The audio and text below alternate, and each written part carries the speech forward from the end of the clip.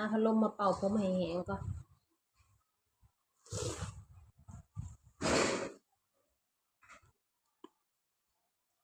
สบายดีทักทายสบายดีเด้อพี่น้องเด้อเช้าวันใหม่จ้า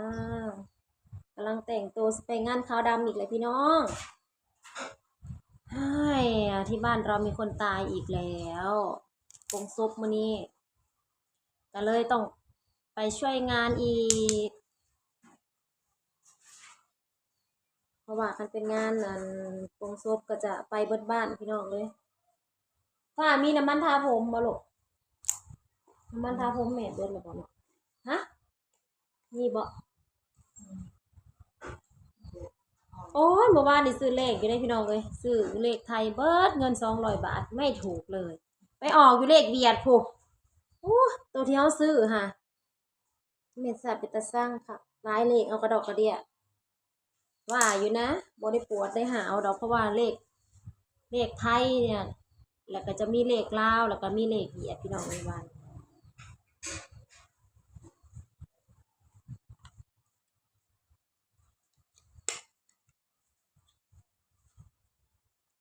ไปงาน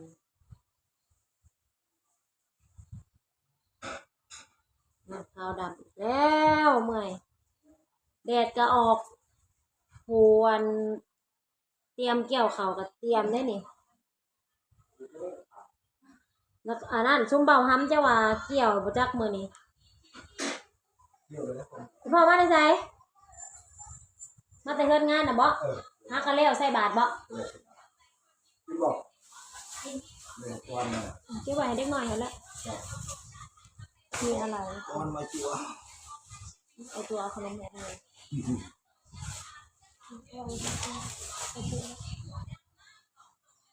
คุณพ่อผู้ใหญ่ก็มาแต่เฮือนงานน่ะเลยพี่น้องเอ้ยผู้ใหญ่สีมาแต่เฮือนงานบ่ได้หนี้จากเฮือนงานจะพาแพ้เอาลงมื้อนี้ได้เนาะพ่อเนาะลงมาดูให้บริการให้เพราะบ้านเพิ่นคือบ่ประกาศใส่เนาะแบบเพราะมันหลายมื้อหั่นนะยันหมู่บ่ฮู้ก็มีได้เฮ้ยนี่บริการก็ทีเดียวเลยแหละมีแต่ว่าต่อปากกันซื่อ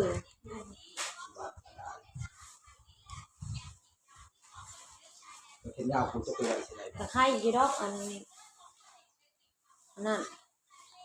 เสื้อสีดำมาเลยเพาะเสื้อสีดำก็ใส่สีดำนั่นเห็นยาวใครอยู่ยังใส่สีนี่อาจจะเอามาได้ใจนี่นะหน่อยไปจุด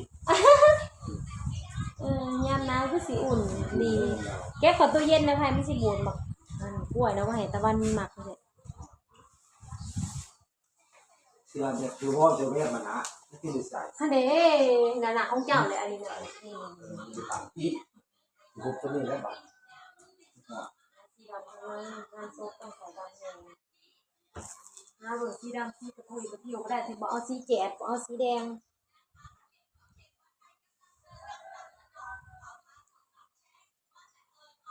ซอไผยังบ่ได้ล้างฮอดหน้าบ่เดี๋ยวนี้นะมีกระทงบาทหมู่เขาไปหอบบ้านหอบเมืองอะไรลืมเอิ้นใส่แม่ลุงลืมเอิ้นใส่แม่น้องลุงเดี๋ยวสิไปถ่ายบรรยากาศให้เบิ่งนะจ้าพี่น้องเดี๋ยวกำลังแต่งตัวเดี๋ยวสิลงไปแล้วก็สิเดี๋ยวสิถ่ายบรรยากาศเล็กๆน้อยๆดูผักร้านมากเลยโอ้ยแม่มันอ้วนใช่ของเจ้าสียังอันนี้มันบ่มีเลยสีนี่แล้วของเจ้าก็เอาของใครสั่งไม่ใช่นมได้ของอีแม่กะแม่ของอีแม่ผู้จังสีสมแม่มันมีฮอตเต็มบ่เจ้าก็ใส่เบิ่งดูมันบ่มีแอลจังซี่มีแอลบ่วะมีใส่แอลบ่มันใส่เดียวบ่เสืออันนี้นั่นแล้วของเปล่าจ้ะเขาบ่ได้มีสีนี่ของเจ้าของเจ้าสีนี่นั่นนุ่งเบิ่งเลยคันใส่ได้ก็ใส่โลดมันคืออะไรแล้วก็มีน้อยอยู่ของเจ้านั้นมันออกฟ้าบ่มันบ่มีทั้งในท้องมันนี่ใส่ตรงนี้เหรอไม่ใหญ่บ่ไม่ใหญ่เท่าใด2ตัวบ่เอาสีส้มให้เราแหน่เนาะสีส้มบ่แม่นซะไผเอาไปใส่ห้องเรานะคะสีส้มเบอร์ยังไง ที่สมกับเอ็ม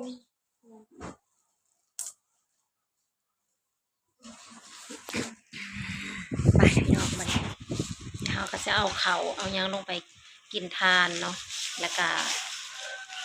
ลงไปเสียประกันภัยเลยพี่น้องเพราะว่าคันมีภัยตายในหมู่บ้านเขาก็จะมีเสียประกันภัยเนาะเขาก็จะลงไปเสียประกันเพิ่มประกันภัยเลยมันก็จะไม่ได้ออกหน้าพี่น้องที่สอยงานทุกคนเด้อไป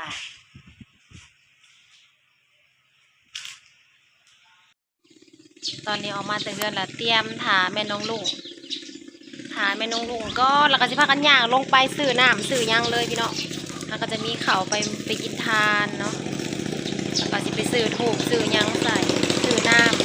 ำมาใช้จากเขาโตเอาไปเลย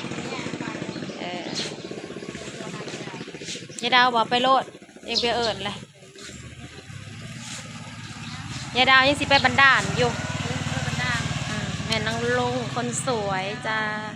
อันเดียวกันแล้วกับนางลุงนะเพื่อน อันเดียวกันสวย คือกันไปก็หมดเขียบยายเนี่ยยังมีหมามียังเซยได้ไม่ตีตาแล้วมันจะเป็นขโมยปะ เนี่ยเขาไปเอาคน มาแล้วสิตายแดดได้เฮานะไปแล้วไปโลด ซื้อเสือไม่หมวกนะ ตายโลด แต่กระเป๋ากับผ้าอีกแก้ผ้า เอ็งบอกพาชิไปน้ำไผ่ ไม่ใหญ่เลย ซับจ้าผ้ากับ อยู่ เป๋า เฮียโทรศัพท์จะสิไว้ใส่คันบ่พาย จ้างเราก็จะพาย กระเป๋ามันก็ใส่ได้หลายอย่างบ่จักเครื่องสำอางบ่จักเงินบ่จักโทรศัพท์เขาต้องแดกลงนี้ ได้ทุกอาย แม่นมเขาเจ้า แค่เขาเอา เอาไปเพียงแพบ่ค่อยสิได้เสร็จเหือเสร็จ เอาไป เหือเต็งคือเป็นออกเถื่อออกก็บ่เสร็จ ไปบรรดา เพิ่นน่ะเองไปก่อนเฮ้ยเพิ่นน่ะเองสิไปส่งอันเข้าไปงานบันดาลยายดาวอ่ะแล้วจังสิไปน้ำลังเพิ่นว่าไปแวะห้างกำลังเดินทางไปโอ้ยนายผู้งัวหลายนี่เด้ เมื่อไง ไปย่างท่าขั้นสิท้าผัดยังบ่ทันละวีหอดผม ไปโกน ไปน้ำลังก็ได้ไป ไปเที่ยวดาวตัวนี้จ้ะ ไปส่งผัวเพิ่นอยู่บันดาลพุ่น อันนี้นะเขารถไปเองแล้วไปแรงเลยจังที่ไปเอารถนะ เราสิไปส่งซุมเล่านะไปงานอยู่ไส พูดอยู่ใต้อยู่ได้นะ โอ้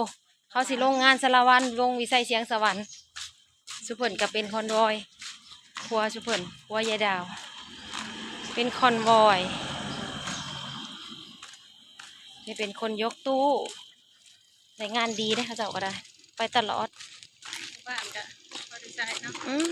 อยู่บ้านเฮาเองซื้อให้เพิ่นเสือดำนะ งามดักนาน 100,000 เป็นชา